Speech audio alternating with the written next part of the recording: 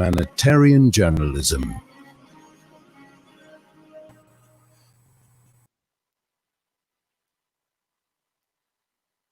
And welcome to this episode of The People's Voice, produced and presented by your host Shabnam, Palesa, Mohamed, broadcasting live from Tegwini, Durban, KZN for Salaamedia, your humanitarian journalism platform. So it's been a very active and busy Youth Day today. Earlier on, I was doing the welcome for a webinar hosted by I'm for the Arts. It's a Facebook-based movement and group advocating for the arts in South Africa. It was absolutely brilliant, with some young panelists discussing their hopes, their fears, their visions, etc. Really, really powerful.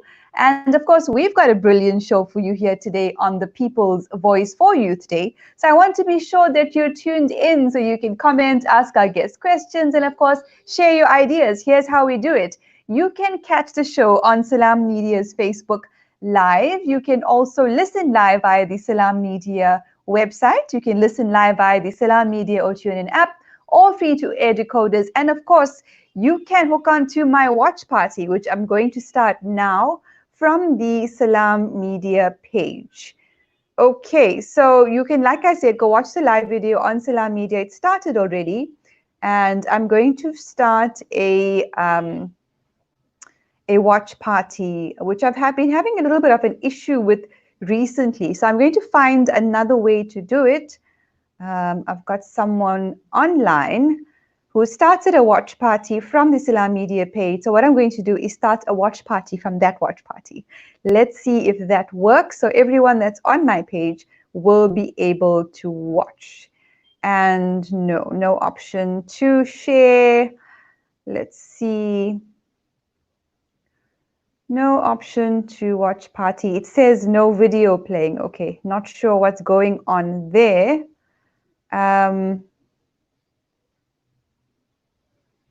Right. The technology is giving us a little bit of a hard time over the last couple of weeks with the watch party for some reason. I had the same issue this morning with the arts program. But I'm just going to then share the video to my profile, not as a watch party, just as a normal share. And hopefully people do tune in to the show and join the conversation. Right, so we're doing this now. Join the Youth Day conversation. There we go.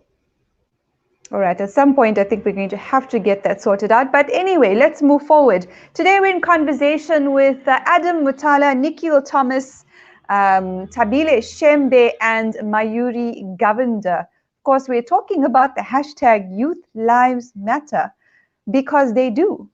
So Adam Motala is a matric student at Bishop's, the co-founder of the Social Equity Society, and I quote, "I'm passionate about promoting socioeconomic equity in school environments." Nikhil Thomas is a matric student at Bishop's, also the co-founder of the Social Equity Society, and I quote, "I'm passionate about solving issues of social justice and human rights." And on that note, I'm going to ask our brilliant tech team to bring both Adam and Nikhil onto camera in studio with us today. Adam and Nikhil, thank you very much for joining us. Welcome to the People's Voice. Thank you so much for having us. It's wonderful to have you on. The fact that you're spending time with us on Youth Day just makes it extra special. So let's start here, Adam and Nikhil. Let's talk about why you both founded this or co-founded this Social Equity Society. Adam, what was the need to launch this Social Equity Society? The need to launch it was that at our school, we wanted a space where we address issues such as discrimination in our school environment. And, we really do want a change to occur. And a lot of what we want to do with Social Equity Society is to educate people, whether it be perpetrators of discrimination or prejudice or even victims of it. And, one of the big things we have an emphasis on is that we want to hear new insights from everyone, and we want it to be completely student-led. Absolutely, student-led. It's very reminiscent, of course, and in the spirit of what Youth Day actually is about. So a welcome project and movement, I would say. Nikhil, what are you trying to change, and how's it going? Well, we're trying to we try and encourage discussion, and we want to change people's mindsets, get everyone we feel like a lot of discrimination comes from ignorance. And so if we can promote these discussions and get people understanding each other's issues, then we can change their mindsets and just get it. Yeah. So what's the vision, Adam? What kind of society do you want to see? What kind of society do I want to see? The vision is that we are able to change our school environment and the way that people would be able to think about different issues pertaining to prejudice at school. We want to promote, the idea of socioeconomic equity, the idea of having no discrimination whatsoever. And really, it's just about eliminating all the discrimination as a whole, and making sure that anyone who comes into the institution feels that they can be in a place where they are constantly happy, or they don't have to walk in there and have to expect to face any sort of prejudice at all. So socioeconomic equity is so important in our country, in a country with the largest mountain between the elite and the rest in the world, right? According to the Gini coefficient. How does it make you feel? Nikhil, I'm going to come to you in a bit, but I just want to finish off this one with Adam. How does it make you feel to know that there's the largest mountain in the world between the elite and the rest in our country? Well, it's extremely frustrating and sickening, in my opinion.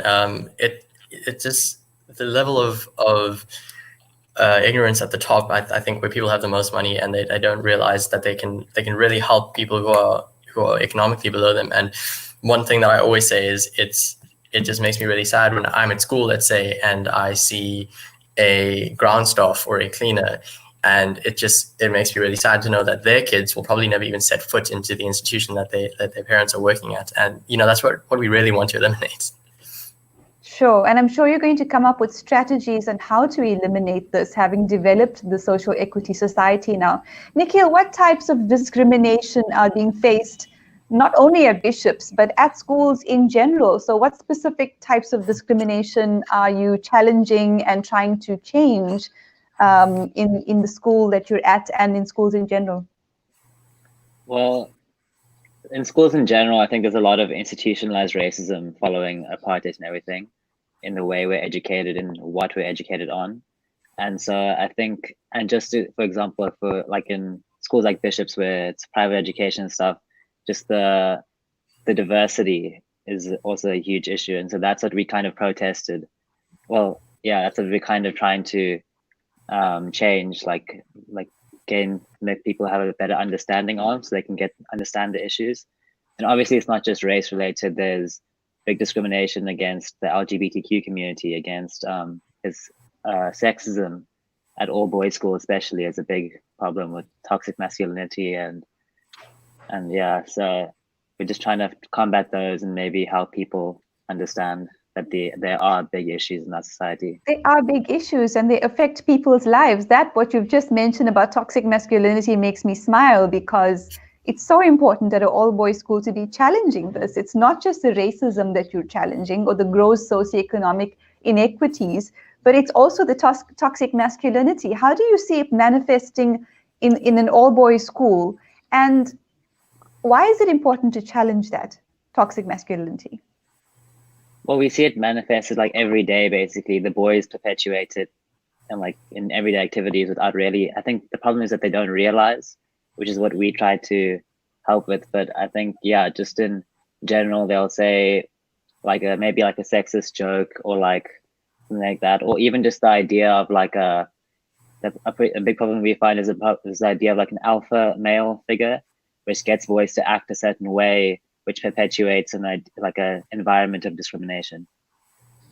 And it's unhealthy, toxic masculinity, not only for the women that are targeted by it, but also for the boys and the men that practice it, having to be emasculated, not being able to express your views, your opinions, your sensitivities, etc. So it's grossly unhealthy. So I'm curious then, Adam, where does the understanding of these issues come from, as well as your plan on how to tackle it, your activities that you've got planned? How do you come up with all of this? The understanding of all these issues are really just from, I would say, a social environment. So we really want to get together with people who, are real victims of like these certain prejudices. So, for example, if it's sexism or something like that, we want to make sure we have connections with students from other schools who understand from all angles what's going on when there is sexism around, and we want to make sure we get all kinds of voices and opinions, and we put them together. And so, for example, one of the ways we'll combat that is one of the things that SES does is that we'll host inter-school discussions. So we'll have a discussion, and everyone from every single school is involved and is invited to come, and then people can share their opinions and their views on sexism, and then maybe even brainstorm solutions and how to help. And so that's what we do ultimately to combat this. What's the response been like to SES? Let's talk about the positive responses first, Adam. Positive responses. Well, SES is actually a fairly new society. We started at the beginning of this year, and we were set to have our first in real life discussion just before school was actually cancelled. So in terms of real life interaction and stuff like that, it's been very limited at the moment, but we've held a number of online discussions with all kinds of people from all kinds of schools. And the response that we've gotten, especially in our Instagram page, it's actually been phenomenal. Like, people are really supporting us. On our Instagram page, we do like some opinion pieces and stuff where we just post how you can help contribute to eliminating prejudice and, get the right ideas. And yeah, we've gotten a lot of positive feedback, which I'm really happy about. Well, that's a good note that people are responding, even if sometimes it's hesitating at first. But certainly people are opening up to the ideas that society does need to transform, and we can't depend on government or any sort of statist view or approach of dealing with these issues. It's got to be society-led. Nikhil, tell us about negative responses, people who are like, wait, what are you doing? Why are you doing this? Or I don't actually agree with what you're doing. Why are you rocking the boat? Well, we didn't necessarily get any negative, like directly negative responses. It did take a while, however, to start the society, it took a while. Like the school board seemed a bit unsure about if we needed a society like this. But I think after we discussed it through with them, we managed to help them understand why we did. And then you had to help the school board understand why a social equity society is necessary. I think the issue there was that our idea was similar to a system they already had in the school, which is... Okay, was the system working, Nikhil? Because surely if it was, you would not have had to do this, yeah? So then when we explained that to the teacher who basically interviewed us, then he understood and we were able to start it. That was the only kind of negative reaction we had, but after that it was good. We even had kind of the most, I guess we had quite a few members. In our first day, we had a lot of people joining, which we were pretty happy about. So I think overall the feedback's been pretty positive. How did you introduce this idea to the students, Nikhil, at your school? Was it just word of mouth? Did you make posters? Did you make a video? How did you do it? So we have posters, and we put those around. We gave them around to boys, whatever. Then we also did an introductory speech to our society, where it was a 2-minute speech basically on our own experiences of discrimination at school, and I basically discussed why it needs to change, what we will do to help it change, and presented the idea. Yeah. All right. Okay. So Adam, I want to know why the existing structure was not working. Is it because it was top down, where maybe the board led it or the teachers led it and it wasn't student driven? What are your thoughts on why that wasn't working? It definitely was top down. It was a very heavy-handed approach, and I think going through the school system ultimately was what led to it not working very well, because when it's led by the school, they can easily dismiss everything you say and not take into account all the issues that you're having. And it was honestly it was speculative at best what was going on, in that, you'd hear complaints, and you'd hear issues, and you'd hear stories of discrimination, and it would be on and on and on, and it just felt like they would take our comments and just throw them away and not really listen to them. Right. So, I mean, you guys are really, and I know it may sound like a big word, but you really are revolutionizing social justice by taking on the system and saying, well, what you're doing is not working. And as I said earlier on in the arts webinar, one sign of insanity is doing the same thing, expecting a different result, right? So we've got to try new methods and new methodologies. Have they come on board as the school 100% supporting you, following you on Instagram, etc.? And if they are following you on Instagram, is it to see what you're up to so they can say, well, hang on, that's taking it too far, Nikhil? Well, I think obviously, so when we started the society, basically a week later, school got shut down for COVID. So there wasn't much time to have any real discussions or to get like really a lot of school support, which is why. So and in online discussions, it's really hard to see school support. So we're not sure about that yet. We'll have to see how that goes. But overall, yeah, I think they definitely did come on board. I think especially with everything, like with the big movement right now towards social change, it's important. Yeah, it's been important that they have allowed us to do what we do, and yeah. Accepted. I don't know about allowed. Yeah, means completely different things, and you guys, I know you understand this. So, so Nikhil, so Adam, I want to talk about your thoughts on the significance of Youth Day from 1976 to 2020. What are your thoughts on the significance then and now? A lot of people these days, when there's big protests or movements, always say, keep the energy. And I think it bugs me a little bit that from what I can see, the energy from back then is not entirely being kept. If we can still go to a school where we're paying a lot of money for people to get the right ideas and get a good education, well, why do we still face discrimination at schools like that and schools throughout the country? I think it's good that obviously right now there's been a big outbreak of people wanting to fight and be advocates for social justice.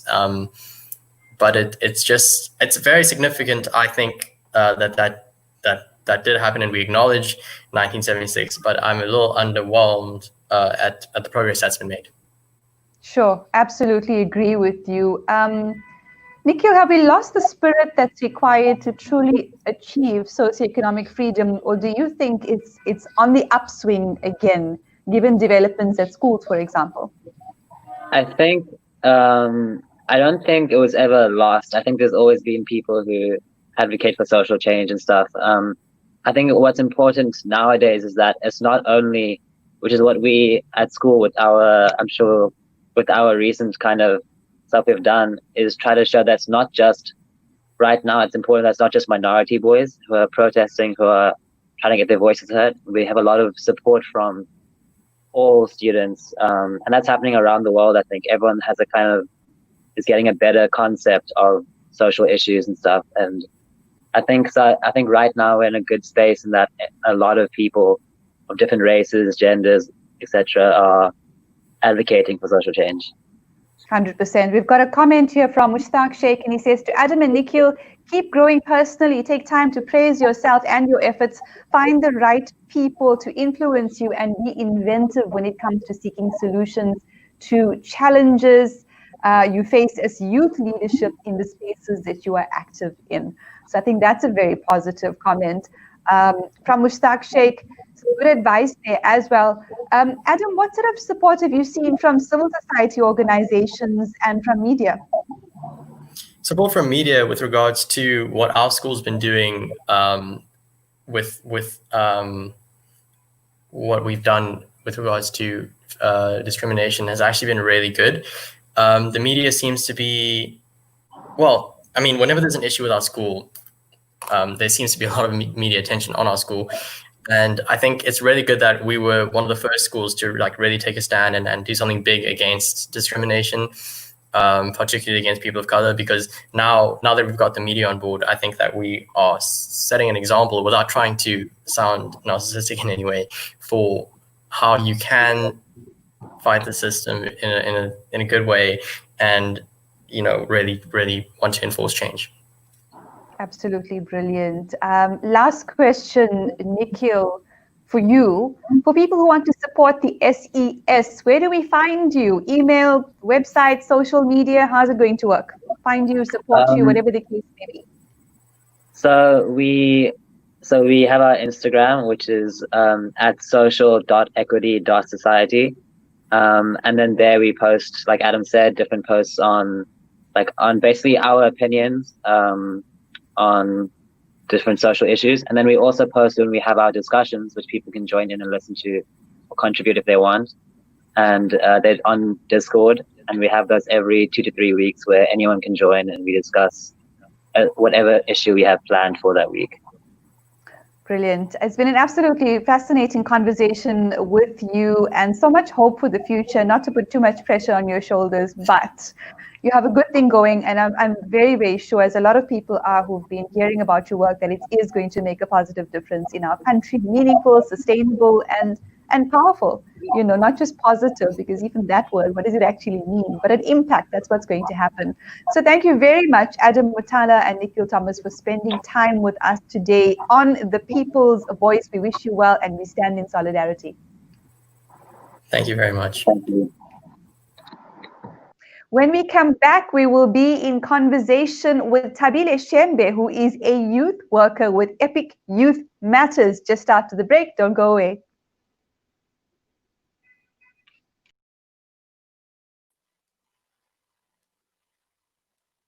Would you like to give Sadaqah 365 days a year?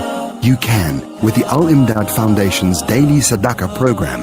Donate as little as R1 a day for a month for each member of your family, up to any specified amount, and receive monthly feedback on where your contributions have made a difference. Visit alimdad.com and download your Daily Sadaqah debit order form, or call 0861 786 243 for more information. Med Medicine Depot Retail Pharmacy and Emergency Medical Depot, conveniently situated in the Med Medical Center, Corner Burger and Bosler Street, Pietermaritzburg. We provide safe, affordable and convenient medical facilities, open till 10 p.m. every day of the year. We have a full house clinic that operates from 2 p.m. to 7 p.m., which is run by a qualified sister. The clinic offers immunization, vaccination, wellness, general consultation, and more. Call Med Medicine Depot on 033 3421 Med Medicine Depot, your pharmacy of choice. With over 80 years of experience, IG Hussein and Company are renowned for their quality Islamic wear and goods. IG Hussein and Company stock a variety of Islamic items, musallas, kitabs, Medina dates, perfumes and exclusive gifts. We guarantee you a unique and friendly shopping experience for the entire family. Visit our new branch in Overport at 202 Kenilworth Park, Brickfield Road. Open 7 days a week with ample parking and wheelchair friendly. Like us on Facebook or Instagram at IG Hussein for our latest promotions and updates. IG Hussein and Company, your Islamic lifestyle. Once again, winter has made itself known, and thousands are left to face this harsh season in utter destitution. Assist those in need this winter by sponsoring a blanket and mask for only 150 Rand, or a winter humanitize pack for only 350 Rand, which includes blankets, scarves, gloves, candles, beanies and masks. Call 011 834 8685 or donate online at africamuslimsagency.co.za. The AMA winter distribution runs throughout South Africa. Africa Muslims Agency, inspiring the spirit of giving. Listen to something fresh. Listen to Salaamedia.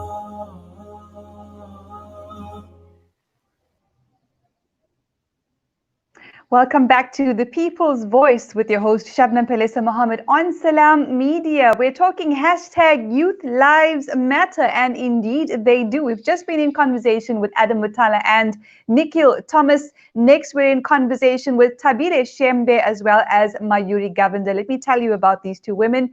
Thabile Shembe is a youth worker for Epic Youth Matters NGO. She works with youth in Sydenham Overport in Durban, and I quote, "I'm passionate about fighting gender-based violence and working with youth to strengthen empathy." Mayuri Govender is an academic writer and editor, a non-practicing attorney, published author and activist, the founder of Breaking Brown Silence, and I quote, "a safe space for people of color to break their silence on issues affecting their culture and identity and impacting on mental health." So I'm going to ask Sadiq to bring both Thabile and Mayuri onto camera. Hello, Thabile. Welcome to the People's Voice. Hi, how are you doing? Wonderful. Lovely to have you on, and we'll just wait a second for Mayuri. And I'm hoping that Adam and Nikhil are going to comment on the live video, their thoughts on our conversation in the next half of the show. And I see Mayuri is still connecting. So Thabile, let's start this conversation meanwhile. As a youth worker, what are your thoughts on the work being done by these two young men, Adam and Nikhil, at Bishops? I think it's an amazing initiative that they are doing. I feel, especially with a lot of young men, having to start conversations within their circles, having to start conversations around other males, it helps a lot, because that's where we need to now move our conversation and move the attention to. That's what I feel. So it's a great initiative that they're doing, and I hope they succeed. Mayuri, were you listening in? What are your thoughts on the Social Equity Society co-founded by Adam and Nikhil at Bishops?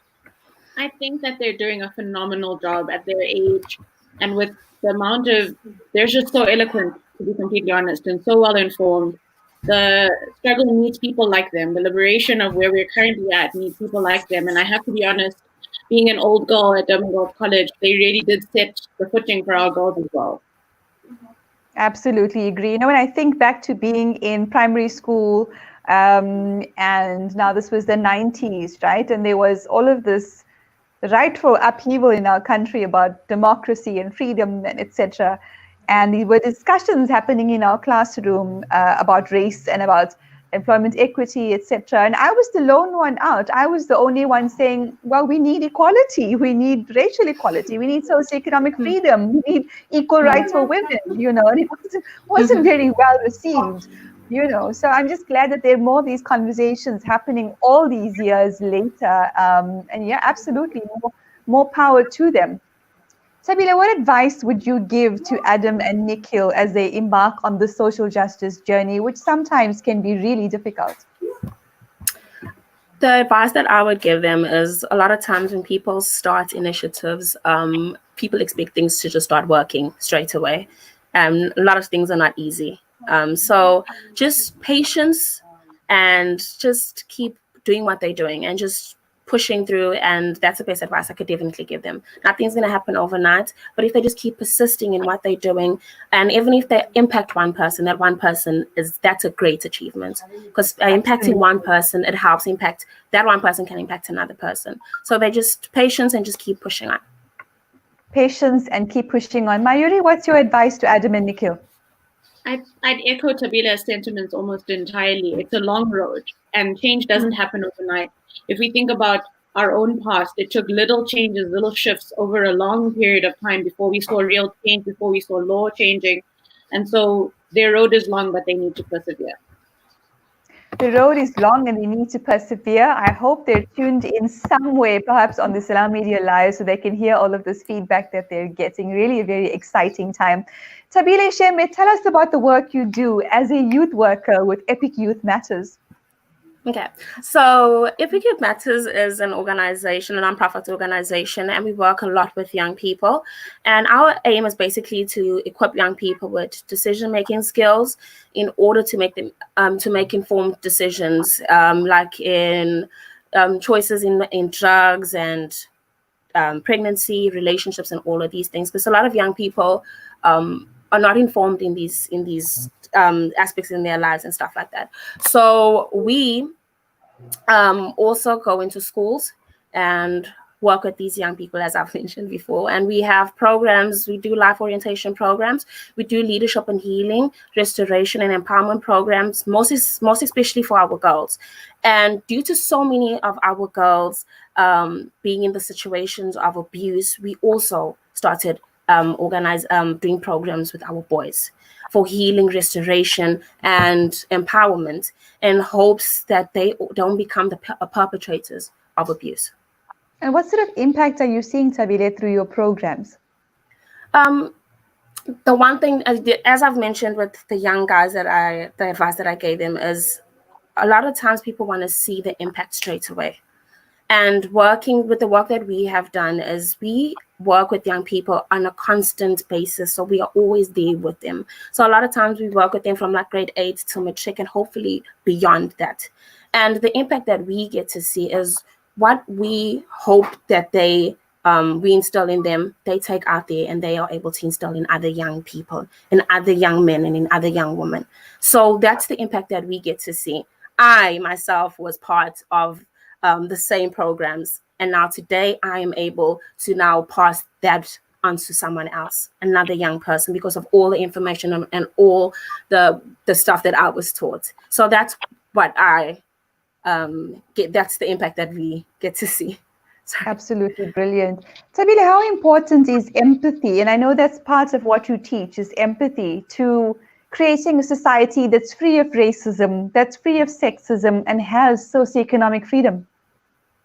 I feel before we even I need to explain what empathy is. Empathy is basically being able to share someone else's feelings, and also to share someone else's feelings, and also even if they don't affect you directly. I do apologize about that. Even if those feelings don't affect you directly, being able to share them. And so if people are firstly, if people need to understand there is a problem before they want to change a situation. So by us understanding that there's a problem, we will be able to change the situations and the problems that we have. So by us using empathy in race, in sexism, and all of that, is then people then understand. And I don't know if he's still on. Oh, okay. He's still on. Oh, okay. He's still on. Oh, sorry.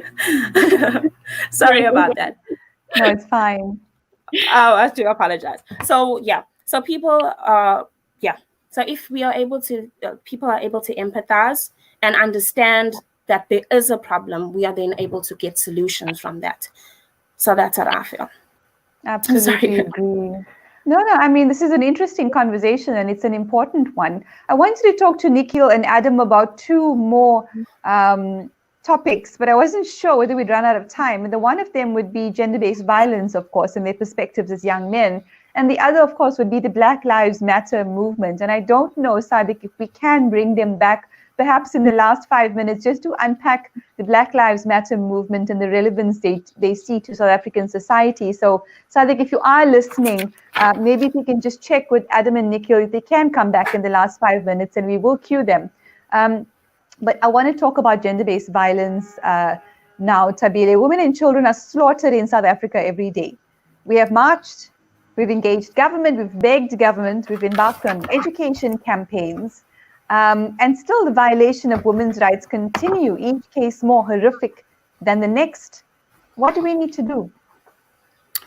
I feel that, as you've mentioned, we've done the marches and we've done the campaigns and we've done all of these things. And at this point, I feel like it's safe to say that it's not working and it's not helping. There are organizations, there are people that are out there that are doing that job. I feel like the government now needs to sit down and start contacting and speaking to people that are on the ground, that are faced with, that are dealing with people that are being abused, that are dealing with people that are abusing. Because I feel like at the end of the day, the government is also not connecting. The government is up there and the government is dictating what should happen. And even when we are the people on the ground are telling the government or asking the government for help or asking the government to work with the government, we're still not getting anything back from the government. We're not hearing from them. And basically, I feel that if they could help fund a lot of these organizations, help fund people, then it will help a lot. Because But that's exactly what civil society is saying, Thabile. I did an interview on Lotus FM And the topic was, this money, 17 billion or whatever the case may be, is going to be invested in 169 civil society organizations. And yet the organizations that I talk to that are on the ground, I'm not going to get any of it. They don't know who these organizations are. There is no monitoring and evaluation from civil society who are using money from their own pockets that they don't have to continue to fight this war we have, this pandemic of gender-based violence. Mayuri, what are your thoughts? What's going on and what do we need to do differently? I think that in addition to the government and policy changes, funding changes, in addition to that, those are big changes. We can start with smaller changes, and that can start in our home environments. That can start with education around those around us. I think there are still, when it comes to racism, or whether it comes to gender-based violence or any sort of society and social justice issue, there are people around us that we see every day that are ignorant. And sometimes it's easy to look past them. It's easy to go, oh, they're too old to understand, or I can't get through to that person. It's really, really important that we take the time in real life, to have those conversations with those close to us and try and make changes in the small situations around us first. And that may have ripple effects. That may change our social constructs. That's how transformation starts. Have the conversations. Absolutely agree with you on that one. Let's talk about the renaming of Soweto Uprising Day to Youth Day, because this is the subject that's on my mind a lot.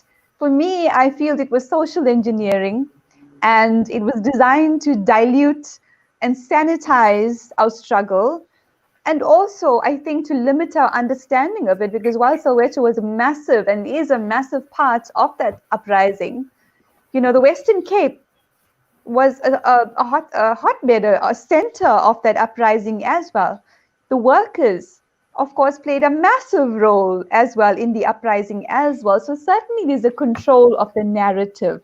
But Mayuri, what are your thoughts on renaming Soweto Uprising Day to Youth Day?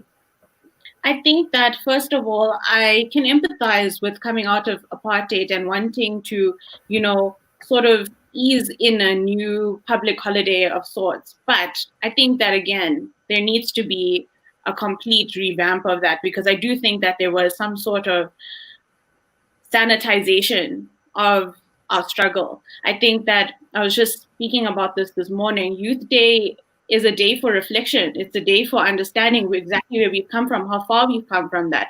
And if we're being quite honest, 44 years later today, how far actually have we come if we're still fighting some of the same battles that we're fighting, especially when it comes to Black Lives Matter? It has taken children, it has taken people like Nikhil and Adam to continue the student protest, to catalyze change amongst there. And I think given the climate that, the government did what it needed to do at that point, I understand that. But I don't want to erase a painful past. I don't want people going forward to not understand where this day came from. And Youth Day is so important. I think it should be for Uprising Day, if I'm completely honest. Absolutely. I mean, we're going to go to break after this question, but I want to ask you, Thabile, do you agree with the renaming, or do you feel like it's covering up the nature and the essence and the passion of the struggle that has to continue? The struggle never ended. Yes, the struggle definitely never ended. Okay, I'm not sure what happened with Thabile, but I think on that point, let's take a break. And when we come back, we're going to be talking about more social justice issues in South Africa on the hashtag Youth Lives Matter. Stay right there.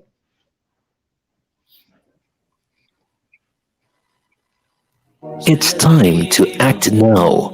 COVID-19 is a global pandemic, and we need your help to flatten the curve. Islamic Relief is reaching out to the most vulnerable of our community in South Africa, Yemen and Gaza. 400 Rand can provide a family with a food pack in South Africa, and 500 Rand a hygiene pack in Syria, Yemen and Gaza. With your help, we can save lives across the world.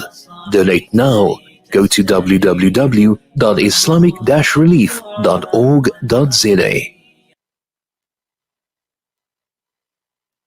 Discover the Africa of your dreams and surround yourself with her spectacular beauty. Relax beneath her serene sunsets and explore wildlife at its natural best. It's where the pride of Africa comes together. The Kwantu Private Game Reserve. Get to know the Big Five or cruise on an elephant safari game drive. Interact with lion and tiger cubs and enjoy world-class halal cuisine while we pamper you during your 5-star stay. Indulge in the true African experience. For reservations, call now on 042-203-1400 or visit kwantu.co.za. The Kwantu Private Game Reserve, the place of gathering. It's a new beginning. It's a new era. Salaamedia, humanitarian journalism. Welcome back to The People's Voice, brought to you by Shabnam, Palesa, Mohamed for Salaamedia. And our topic today, the hashtag Youth Lives Matter. And indeed, they do. We've been in conversation with Nikhil and Adam from Bishops. In the first half of the show, we'll be bringing them back in a bit to talk about the significance of the Black Lives Matter movement. But currently, we're in conversation with Mayuri, Govender, and Thabile, Shembe, and they're both back with us. Thabile, I think you were just rounding off a thought there, and then we had a technology glitch. So sorry about that. Yes, absolutely fine. It happens to me all the time. But just in general, I just feel like the name of the changing of names is, it's just, yeah, leave it the way it is. So, and people need to know. I feel like a lot of times, the youth, especially the youth of today, doesn't understand and doesn't know exactly the things that happened back then. And they feel like they are not connected, and what happened back then just happened and doesn't concern them. Apartheid doesn't concern them. And these are the things that I feel that we, as the generation of today, need to start, that connection needs to start again. And we need to start understanding why that happened. And that narrative needs to start being a narrative that is just a thing that is free flowing. And because a lot of times people just celebrate the day and not understand what it is and what's the significance behind the day. So, yeah. I'm going to ask them to log in now because I want to talk to them a little bit about that. Let's see if we can get them back. There we go. Nikhil and Adam are both back. Guys, if you've been following the conversation, which I'm sure you have been, we're talking about Youth Day. And the question I posed to both Mayuri and to Thabile is the renaming of Soweto Uprising Day to Youth Day. For me, I feel it's social engineering. It was designed to dilute and sanitize the struggle and the fact that the struggle needs to continue. Now it's just become about parties with celebrities, and the meaning seems to be lost on many young people and adults as well. Memory, time goes on. What are your thoughts? I think that is something that you're going to see with anything. It's even if it's within, like here we're seeing it within an entire country, but even if it's in a small institution, when you see some kind of recognition wanting to be posed for atrocities or something like that, it's always going to be softened in some way. And whether I agree, I personally, I don't think I do with the name changing, but yeah, that's what I think. Nikhil? I think it obviously it's changed to kind of, I guess to, I don't know how to put this in words, but I guess to kind of, I think society is built in a way to kind of insulate people from like that kind of thing, from racism, from sexism, and perpetrators of it, and make them think like, to make it less impactful on them, to realize that they are perpetrators. So I think that's kind of the reason that these kind of things change their names to, so I definitely do not agree with it. Right, 100%. I'm so glad to hear that. And I always think to myself, imagine if there was enough or as much education and enforcement as there is around the COVID-19. I mean, the education campaigns that suddenly sprung up all over the place, in our media, in our workplaces, everywhere, and the enforcement against issues of gender-based violence, Well, that's not happening under lockdown. That's definitely not happening. It's happening, against the sale of cigarettes, and it's happening against the sale of alcohol, or it was. But certainly, we were not giving these social issues the kind of attention that we've been given to COVID-19. What are your thoughts on that, Adam? I think COVID-19, the issue with that is that it went, I don't want to sound too negative in saying this, but it went to Europe and it became a Eurocentric issue. So therefore, it became a worldwide issue, if you know what I'm saying. And I think that really just reinforces the idea of idolizing what goes on up there and how we need to stop doing that. Absolutely agree with you on that one. Even in terms of the textbooks, so let me just ask Nikhil. In school, we did Shakespeare, and I, thought Shakespeare was it, in terms of literature. Thankfully, I come from a family that reads from authors around the world, and we also write and we're published, etc., which is great.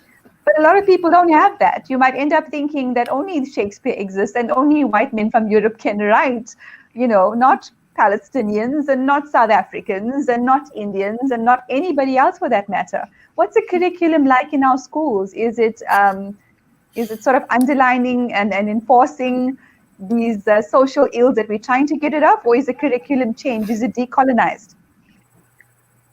I think a big thing is that it still needs to be decolonized a lot, but I think there is kind of been a bit of a change. For example, like they are trying to promote poems from apartheid era from the perspective of the oppressed. They're trying to be read as our set work last year in a different time, which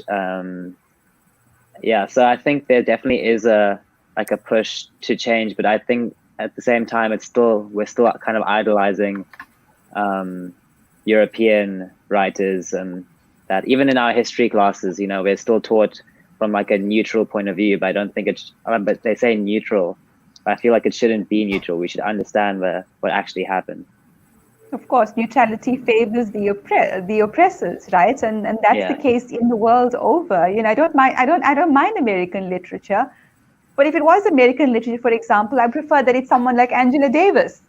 That's who we should be reading. Not all of these other influences of ideology that we have in our South African education system.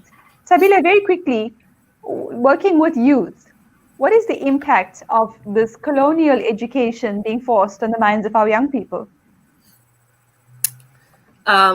This is something that I speak a lot about. I honestly feel that the Western culture and the Western way of living has impacted the youth so much. And one of the things that I always used to wonder about at school was I didn't understand why we were always taught about the American history. We've got so much history in South Africa. And I feel that a lot of young people in South Africa, because of not knowing our history and not knowing who we are as a people, they start adopting certain like Western cultures, Western way of living, Western music, Western this, and feeling that the Western lifestyle is the best compared to what we have, because they're not exposed to what South Africa is and who South Africa is and who South Africa was. So working with a lot of young people and having to kind of bring them back to who we are as a people is also something very interesting to see at times, and just the way that they think, and also working with different ages and male and female and how they see stuff it's really interesting. So I just feel like we need to start going back and remembering who we are as a people. Remember who we are as a people. Mayuri, talk to us about breaking brown silence. What was and is the need for this kind of space, and how much of it arises from your own experiences? I think a lot of it arose out of my own experiences. I wanted to create a platform for brown people, first of all, to feel safe enough to speak about things that are not necessarily comfortable in our environment. We grow up really with a sense of, let's be quiet, let's put our heads down and continue. And there are little things that affect you along the way, one of them being westernized, patriarchal, colonized old traditions in these schools that we may attend. And I think that, in my own personal struggle and in my own journeys through life, working through my own traumas, it began with understanding that therapy was really important, and it's something that hasn't been destigmatized enough in people of color and in our communities of color. So I really wanted to destigmatize therapy, and I really wanted brown people to feel comfortable enough to speak about their struggles openly, because breaking silence really, really helps you to find an empowerment inside of yourself. Then further to that, I think that therapists of color are hard. And I think once you understand your own identity and culture, you can then empathize with other people of color. And then Indian people and Muslim people and Hindu people and brown people can then empathize with Black people and the struggle that Black people have gone through. And I think that's really, really important, sitting in a space of community.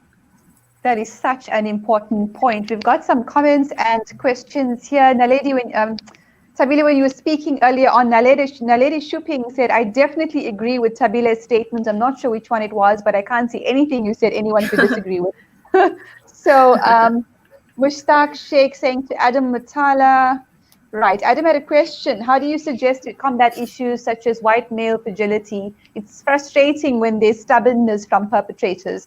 Mushtaq Sheikh says, I suggest from a base of humanness and the attributes that go with being human, and then build up from that. Once victims and perpetrators can apply a lens of humanness, then fragility has no space. There is little that can be done for anyone that still cries fragility while claiming to be human. There will always be those that react defensively or adopt a hostile stance. And the last comment from Mushtaq Sheikh, thank you, Shabnam, Palesa, Mohamed, for affording a platform to our youth. This is so essential for the time and the space that we are in. Big up, absolutely. Much respect to my guests, all of you, the young and the not so young, but all of us committed to the development and the success of our youth, because that's where everything lies, right? Okay, so here's a question for everyone. We've got about 9 minutes to go, and I still want to talk about Black Lives Matter. Racism, sexism, elitism in school, still a problem, and no magic wand is going to fix it. It's going to take hard work from the willing, right? What are your thoughts on the trauma faced by our young people, and how do we show solidarity to them? Thabile? Sorry, could you please repeat that again? I'm so sorry. Racism, sexism, and elitism in school is still a problem, and no magic wand is going to fix that. What are your thoughts on the trauma faced by our young people as a result of these issues, and how do we show solidarity with them? I feel, yet again, the conversations need to start happening. We would like to see our men become these amazing men, but we are not putting the work into it. We need to start teaching our men, our young boys, and getting them to be who we want them to be. And teaching them that a man is not a man by his looks and by his wealth and by what he has, but by his character. I feel like those are the things that we need to start doing a lot. Having conversation and interacting a lot with our young people, because at the end of the day, the young people that we have today are the generation of tomorrow. And the issues that we have now, we need to start fixing them now. So then by the next 20, 30, 40 years, those are the issues that hopefully have start being resolved. Nikhil, let me ask you this question. How can adults show solidarity to young people? I think just basically... What can we do to make it easier? Just kind of support. I think these days a lot of we see a lot of activism from the youth, but then it's kind of productive when we see when either there's silence from people older than us or negative feedback. So I think that the best thing that people in generations above us can do is just support our voices. Yeah. Because obviously it frustrates me to no end when I hear people say, oh, young people are so this and so that. I'm like, what are you even talking about? There's young people doing the most amazing things. You're just not paying attention. Okay, Adam, gender-based violence. As a young man who's working in the social justice space, what are your thoughts on how we can overcome this pandemic, this endless pandemic that we are stuck in, historically and globally? It definitely starts in the home. It starts with educating from a very young age on what you can do to eliminate a culture of toxic masculinity, which perpetuates gender-based violence to occur. And definitely, also in a school environment, going to an all-boys school, it's not like there's much effort being done in order to eradicate the idea of toxic masculinity having to prevail, if that makes sense, because it's all about you being the best, biggest, strongest boy that you can be, and you don't. A lot of people think you don't need to regard women as. I think like a big issue is seeing women as trophies and completely dehumanizing them, and that definitely plays a role in in greater society how we can play a role in eliminating people thinking that it's okay to enforce gender-based violence or do it. I would certainly hope that one day, maybe soon, that you and Nikhil can start giving these workshops with perpetrators and with just men in general. Perhaps if they hear it from young men, it might make a difference. Let's talk about the Black Lives Matter movement, which started off in Ferguson. There's a resurgence again with the murder of George Floyd, Breonna Taylor before that, but before that, Tamir Rice, Eric Garner, Sandra Bland. The names are endless. And there is a debate around whether us as South Africans know the names of Americans more than we do the names of South Africans, like Collins Khoza, right? As well as the names of gender-based violence victims like Shekufatso Pule, Deshni Govender, etc. Do we know their names? Do we remember their names? But what are your thoughts on the significance of the Black Lives Matter to our youth today? Nikhil? I think that right now there's a big kind of push around the world for Black Lives Matter, which is very important, especially with I think what happened is, like I said earlier, our society is built in a way to insulate perpetrators, to insulate white people, and encourages white fragility. I think seeing the video of George Floyd and like just the kind of like, and now people have kind of opened their eyes and are seeing it and they can't hide from it anymore, which is why there's such big support right now towards Black Lives Matter, which is, really important. Adam, your thoughts on All Lives Matter? Oh, definitely completely against All Lives Matter. It's a complete defense mechanism against those advocating for Black Lives Matter. It's just people not realizing. It's not realizing the idea of equity, which is exactly what Nikhil and I are trying to promote. We believe in equity over equality, in that you need to help those who are down rather than help everyone equally. Thabile, do you think we know the names more of men who are murdered due to state brutality than we do the names of women? And if so, how do we change that? Honestly, I personally, I know the names of women more that are murdered because I'm more focused on that. And a lot of people around me, in honesty, we do know a lot of people's names in South Africa. But this is, when it comes to what you said earlier, which is something that I'd like to just touch base on, if it's okay.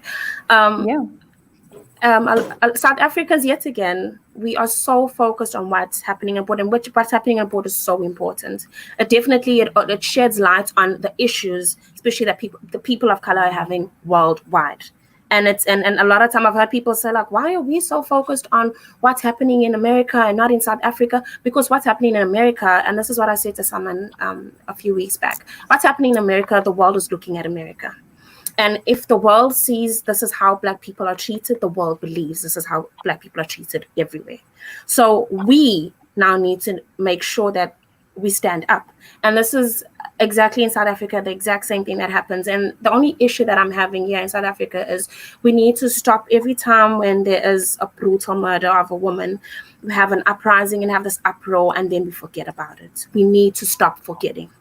Because at the end of the day, these murders are still happening, and the brutal killings are still happening, and these men are still in our society, and these men still believe they can do and say and act any way they want. We need to take a stand.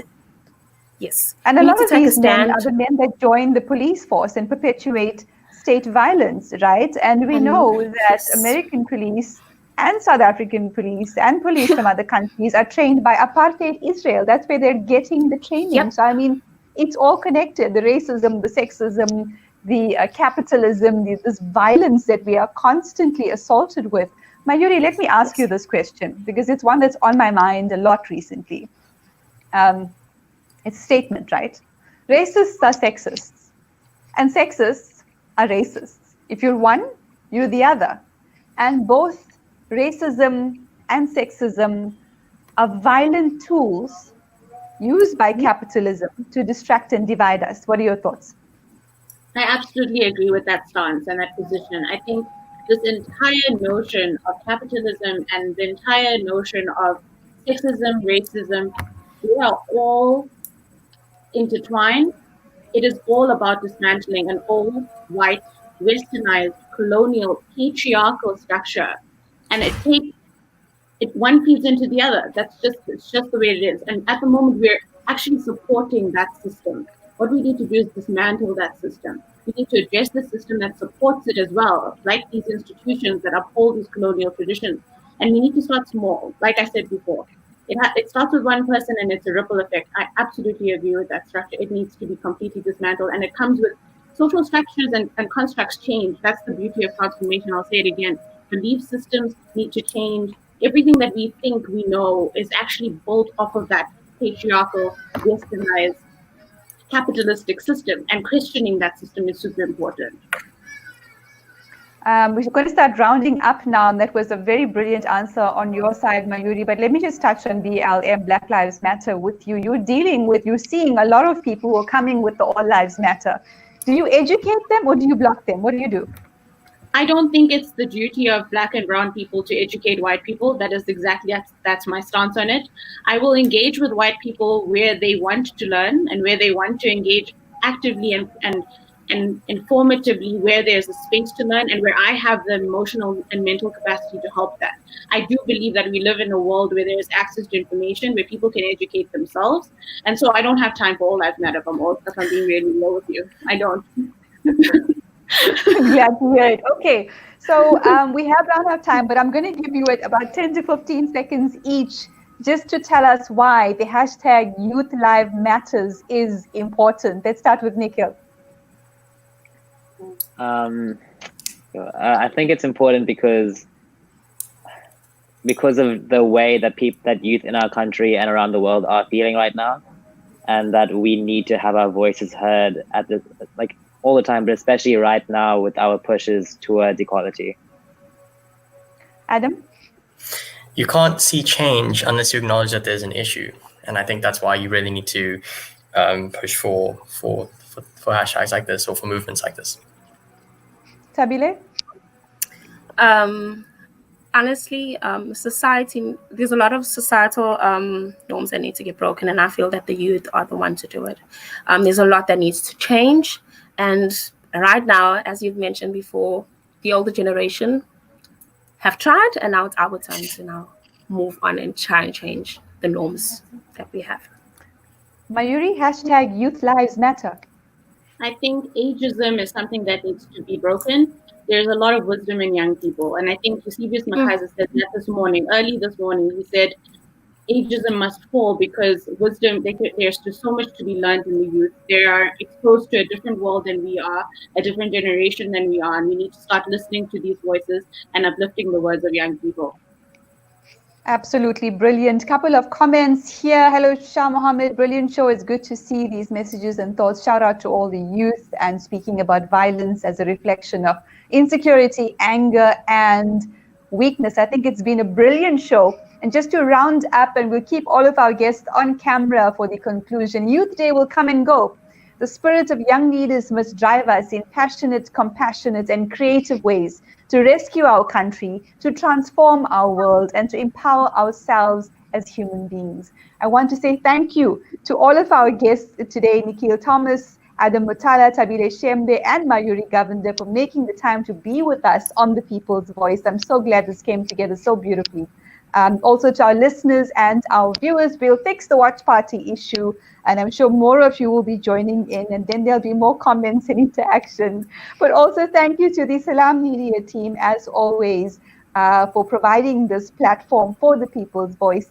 And remember to ask yourself every day, what am I doing to make my city, my country, and my world a better place? Revolutionary peace. Assalamu alaikum. Bye, everyone.